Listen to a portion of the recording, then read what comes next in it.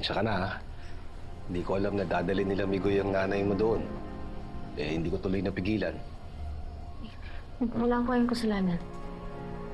Ako pa nga po ang dapat humingi ng dispensa sa inyo eh. Ang laki na po namin store. Ikaw naman.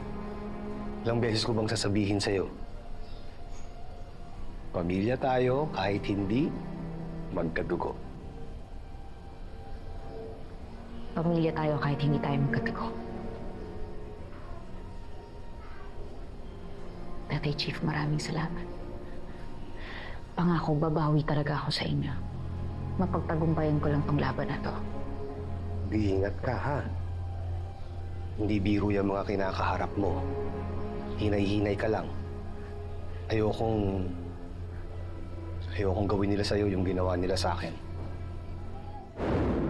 Initial investigation has come to a conclusion that Helena Alfonso committed suicide.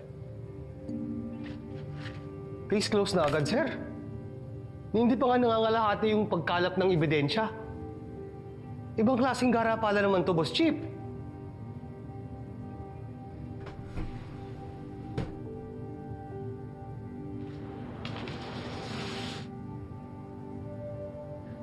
Gardo, hindi ako papayag na gumising ka na lang isang araw na bala ng baril ang almusal mo. Nanahimik ka na lang. Tanggapin mo na yan nang gumana ang buhay niyo ng pamilya mo.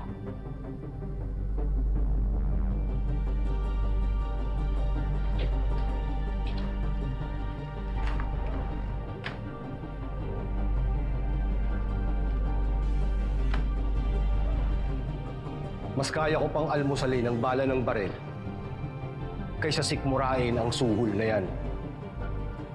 Naturingan tayong mga alagad ng batas, sir. Tapos baluktot ang pamamaraan natin. Di bali na lang po, sir. Permission to leave.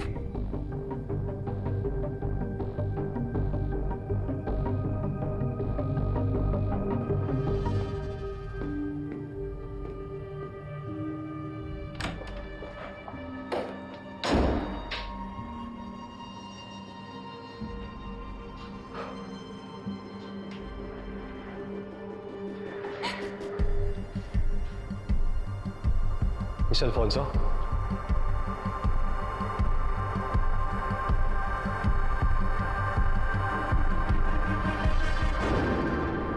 Kalkulado ko po ang bawat galaw. Huwag kayong mag-alala sa akin. Di mo naman maaalis sa akin na hindi mag-alala. Lalo na alam ko kung ano ang kaya nilang gawin. Dahil ginawa na nila sa akin yun. Kaya lang ngayon, baka mas malala pa yung mangyari.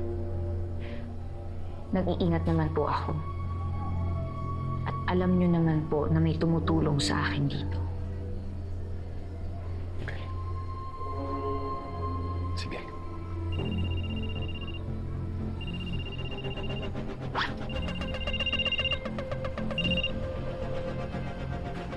Hello?